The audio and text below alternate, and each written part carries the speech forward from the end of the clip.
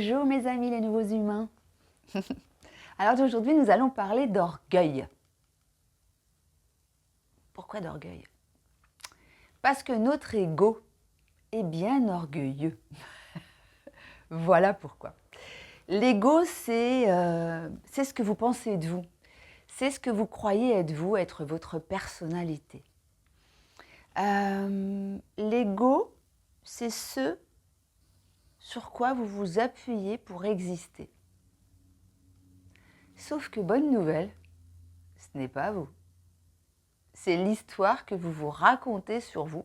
Et cet ego qui est dans votre tête, là, c'est votre petite voix intérieure, elle est tout le temps en train de vous rappeler qui vous êtes. Ah non, mais tu es ci, tu es ça, tu peux pas faire ci, tu peux pas faire ça, ou tu peux faire ci, ou il faut faire ça comme ci, comme ça, comme ça. Et constamment, elle est en train de vous recadrer, vous remettre dans la case de tu es comme ça, telle personne, avec telle personnalité, etc., etc. Quand les gens croient non mais on ne change pas, on ne peut pas changer, c'est pas possible de changer, c'est simplement parce qu'il y a l'ignorance de ce que je viens de vous expliquer. C'est-à-dire qu'à partir du moment où on comprend que c'est comme si vous aviez été programmé à votre naissance, enfin comme si, je vais le dire comme si pour ceux qui sont un peu pragmatiques, mais pour ceux qui ont l'esprit plus ouvert et qui sont plus éveillés, vous comprendrez que c'est simplement à votre naissance, vous êtes arrivé avec des bagages et on a dit, eh ben, toi tu vas être comme ci, tu vas être comme ça, tu vas être comme ci, tu vas être comme ça.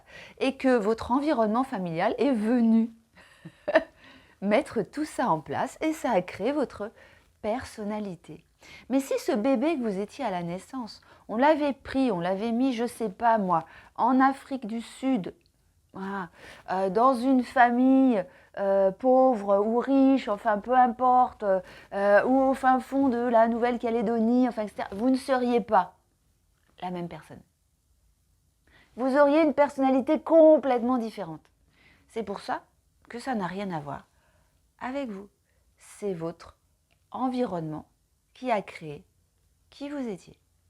Et en plus, on va parler de votre environnement, vos parents, votre famille, ce que vous avez vécu, vos profs, les amis, enfin, etc. L'école, enfin, le pays dans lequel vous allez. Mais vous avez aussi tout ce que vous portez qui vous vient d'avant, bien évidemment. On appelle ça l'épigénétique. L'épigénétique, c'est une science qui... par exemple, ils ont fait des études, c'est dans un pays du Nord, je ne sais plus lequel, où ils ont trouvé chez des petits-enfants, dans leur ADN, des gènes de la famine, alors qu'ils n'avaient jamais connu la famine, mais que c'était les grands-parents qui avaient connu la famine pendant la guerre. Voilà. Donc ça s'appelle l'épigénétique, c'est-à-dire c'est tout ce qu'on a à l'intérieur de soi qui nous vient de nos aïeux.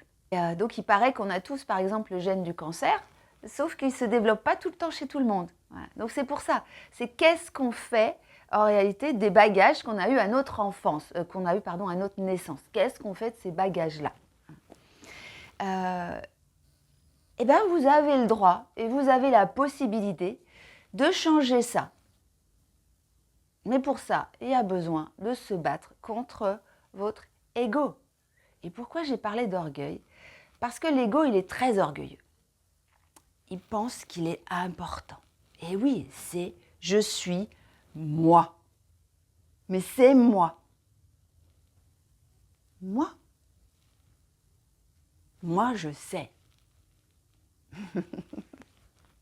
Moi, je te dis ça, et tu es ci, et tu es ça, etc., etc. Non, il faut arrêter. Il faut lui dire stop. Et vous pouvez. Rappelez-vous, dans votre cerveau, il y a plusieurs espaces, et il y a un espace qui est comme une machine à fabriquer des pensées, un super ordinateur. Eh bien, ce n'est qu'un super ordinateur, ce n'est pas vous, c'est votre mental. Mais dans votre mental, il y a plusieurs compositions, et au-dessus de ça, il y a même un esprit, d'accord, qu'on pourrait appeler aussi l'âme, peu importe comment vous l'appelez. Mais donc, c'est reprenez le pouvoir là-dessus. Donc, domptez votre ego. Donc, quand il vous dit « vous n'êtes pas bien »,« t'es nul, tu n'y arriveras pas »,« c'est pas possible, mais j'ai peur »,« non mais si l'autre me faisait du mal », mais enfin, peu importe tout ce qui est limitant. Ou tu dois faire ci, tu dois faire ça, et c'est comme ci, et c'est la règle, et on t'a appris ça, et fais ça, et c'est ça qui est important. Non, mais ça, c'est ta valeur. Si c'est ta valeur, non, c'est pas votre valeur, c'est la valeur qu'on vous a transmise.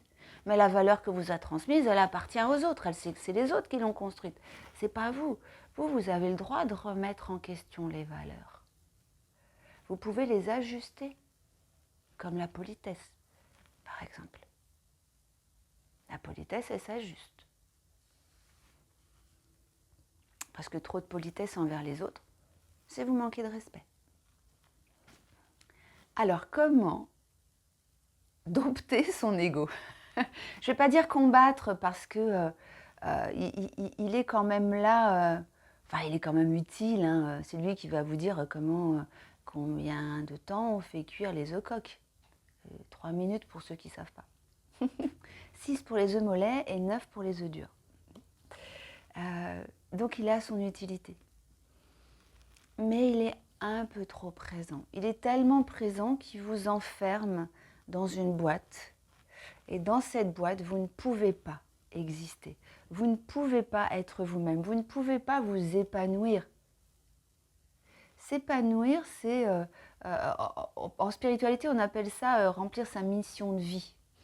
Ça veut dire être à la bonne place, au bon endroit, à faire la bonne chose pour vous. Ce pourquoi vous êtes fait. Vraiment, ce qui vous anime. Complètement. Hier, je parlais avec une amie qui me disait « Oh là là, je croyais que la vente, c'était terminé pour moi. » Et elle vient de trouver un nouveau travail et tout est parfait. Alors, comme elle est dans la peur, elle a pris un CDD plutôt qu'un CDI parce qu'elle est dans la peur, mais elle va faire ses expériences et continuer. Mais toujours est-il qu'elle dit « En réalité, je suis en train de réaliser que je suis à ma place, que j'aime faire ce métier. Je rends service aux gens, je communique, on échange, ça tilte et ça passe et c'est super. » Elle a trouvé sa place. J'ai une de mes patientes, un jour, à qui je demandais « Mais vous n'auriez pas envie de changer de travail ?» parce qu'elle se lève très tôt, elle est vendeuse en boulangerie. Et elle dit « Mais non, pour rien au monde !» Elle dit « Mais j'aime tellement mon travail, j'aime tellement l'entreprise, j'aime tellement mes clients, le produit. Enfin, non, mais je ne veux changer pour rien au monde. » Elle est à sa place. Alors, comment dompter son ego? Les affirmations positives sont très bien. Vous pouvez utiliser ça. À partir du moment où vous avez envie de croire à ce que vous dites. Un exemple. Je vais prendre un exemple météo. Il pleut. Si à l'intérieur vous employez en affirmation positive « il fait soleil », ça ne va pas fonctionner. Clairement, s'il pleut et que vous dites « il fait soleil », votre ego, votre cerveau, il va dire « non, non, non, tu me prends pour un imbécile ». Par contre, si vous dites « ok, je suis content, il pleut », parce que quand il pleut, les couleurs seront beaucoup plus belles ensuite. Parce que ça va venir nourrir la nature. Parce que ça va être bon pour les nappes phréatiques. Parce qu'après la pluie vient toujours le soleil. Et je l'apprécierai encore plus après. Parce que ça fait partie du rythme des saisons. Et que je ne veux pas m'opposer à la pluie. Et peut-être que je vais pouvoir en profiter pour faire un truc qui me plaît. Et ne pas la subir. Pensez à Chantons sous la pluie, le plaisir que John Kelly a à chanter sous sa pluie.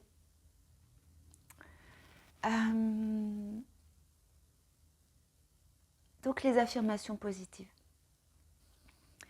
Et puis ça c'est une première chose que vous pouvez faire. Vous pouvez aussi quand votre cerveau vous dit tu n'y arriveras pas, ou t'as vu, vous vous regardez dans le miroir et vous dites ah, c'est pas beau, c'est pas joli ce que je vois et tout. Je dis non, non, non, t'arrêtes, c'est bon. Moi j'en ai marre. J'en ai marre que tu me critiques. J'en ai marre que tu sois si autoritaire avec moi. J'en ai marre que tu sois tyrannique. Je veux plus de toi, tu la fermes. Donc vous vous parlez à vous-même, mais vous parlez pas, vous parlez je dirais à vous-même, mais à cet ego orgueilleux, égoïste, qui veut juste continuer à exister dans les cases, dans les règles qu'on lui a apprises quand vous êtes né, à votre naissance et après, pendant votre éducation, et lui dire non, non, non, non. Je suis une belle personne. Je ne suis pas que ce que le miroir me montre. Et puis si je suis comme ça dans le miroir, c'est à cause de toi. C'est parce que tu es tellement tout le temps en train de me critiquer. Comment est-ce que tu veux que je me sente bien dans mon corps et dans ma peau? Comment est-ce que tu veux que je réussisse dans ce que j'entreprends alors que tu me dis tout le temps que je suis nulle? Rabattez-lui le caquet. Domptez-le. Comme le dompteur de tigre au cirque qui fait... Et le tigre ne bouge plus.